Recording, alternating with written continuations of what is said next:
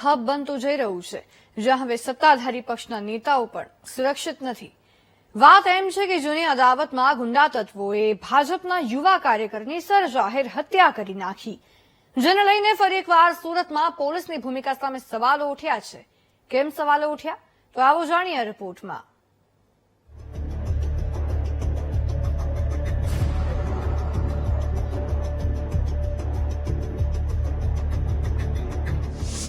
સુરતમાં ભાજપના નેતાની હત્યા, જૂની અદાવતમાં ખૂની ખેલ.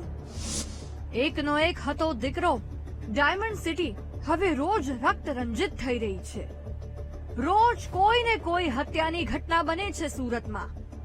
તેવામાં હવે શહેરના ઉધના રોડ નંબર 6 પર ધારાસભ્ય સંગીતા પાટીલના નજીકના જયશ્રીબેન દલાલના એકના એક દીકરા જય દલાલની રવિવારે મોડી રાત્રે જૂની અદાવતમાં નિર્મમ હત્યા કરી નાખવામાં આવતા સમગ્ર વિસ્તારમાં ભારે ચકચાર મચી ગઈ છે.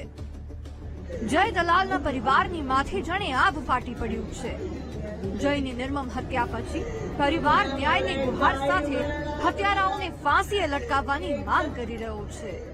મેં એની મોટી બેન છું અને અમારે એટલે મારો ભાઈ થાય થતો હતો અને મોટો એટલે બાપ તરીકે મને આજ સુધી એને રાખ્યું છે. અને એ લોકોને ખાલી સજા નહીં, ફાંસી થવી જોઈએ તો મારા ભાઈને ન્યાય મળશે. નહીં મળે તો આ પોલીસ કર્મચારી કઈ કામનું નહીં. 12:30 દરમિયાન મને ફોન આવ્યો કે એને મિલિંદ ચકલી અને પંકજ પાટીલ કરીને 3 છોકરા હતા. એ બહુ બધા ઘાવ મારી દીધેલા છે, તો એમને એપલ હોસ્પિટલ અમે ખસાડ્યા છે. એટલે મેં અહીંયા આવી અને મારા છોકરાએ કહ્યું આ કોઈ નહીં, મને ન્યાય જોઈએ, મારો એકનો એક છોકરો હતો.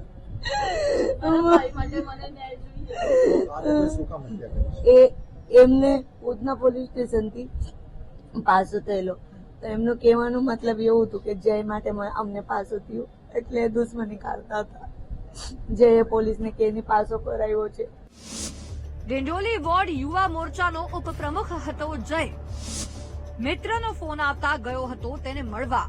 પરિવારના જણાવ્યા પ્રમાણે રાત્રે 8:30 વાગ્યા આસપાસ જય તેની માતાને મિત્રને મળવા જાઉં છું, મોડો આવીશ તેવું કહીને ગયો હતો. જય અને તેના મિત્રો રાત્રે રોડ નંબર 6 ઉપર આવેલી એક ભંગારની દુકાન પાસે ઉભા હતા. ત્યારે અચાનક બાઇક પર કિશન ઉર્ફે ચકલી પરમાર, પંકજ પાટીલ અને મિલિંદ કોળી નામના લુખ્ખા ત્યાં આવ્યા અને તે જ અમને પાસામાં જેલમાં મોકલ્યા તેમ કહીને ઉપરા છાપરી છરીના ઘા ઝીકી નાસી ગયા. ગંભીર રીતે ઘાયલ જઈને તાત્કાલિક હોસ્પિટલ લઈ જવાયો, પરંતુ તેનું સારવાર દરમિયાન મોત થયું. પોલીસે પણ ઘટનાની જાણ થતાં જ આરોપીઓની શોધખોળ હાથ ધરી છે. હ્યુમન ઇન્ટેલિજન્સ અને ટેકનિકલ ઇન્ટેલિજન્સના આધારે આરોપીઓનું પગેરું શોધવા માટે પ્રયત્ન ચાલુ છે. આરોપીઓ જે છે એમાં કોઈ ગુનાહિત બેકગ્રાઉન્ડ હોય, કઈ તપાસમાં જાણવા મળ્યું છે, નામ ખુલ્યા છે એમાં? કિશન પરમાર જે છે એમની માર્ચમાં પાસા કરવામાં આવેલી હતી અને આ અંગેની વધુ તપાસ ચાલુ છે. સાહેબ, શું લાગે છે ક્યાં સુધીમાં આરોપી પકડાઈ શકે છે? કારણ કે પોલીસે જુદી જુદી દિશામાં તપાસ શરૂ કરી હશે, કઈ રીતે આરોપીઓ ઝડપથી પકડાઈ જાય એ માટે અત્યારે કાર્યવાહી ચાલુ છે. સાહેબ, બીજું કે જે આરોપીઓ છે, જે મર્ડર જનાર છે, એની વચ્ચે કઈ બાબતની કઈ ઝઘડો હતો કે શું હતું આ બાબતે? 3 મહિના પહેલા એમની વચ્ચે ઝઘડો થયેલો હતો અને એક્ઝેક્ટ શું કારણ છે તે અંગે અત્યારે વધુ તપાસ ચાલુ છે. છેલ્લા 12 દિવસમાં 8 હત્યાની ઘટના બની ગઈ છે. ત્યારે મુદ્દો કાયદો વ્યવસ્થાનો છે.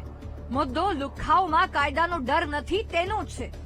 કારણ કે પાસામાં જેલમાં ગયા હોય તેવા લુખ્ખા બહાર આવતા જ કોઈની હત્યા કરી નાખે અને પોલીસ ઊંઘતી રહે તો આમ જનતા કેવી રીતે સુરક્ષિત રહેશે? કેમેરામેન દેવેશ સોલંકી સાથે ધ્રુવ સોમપુરા, વીટીવી.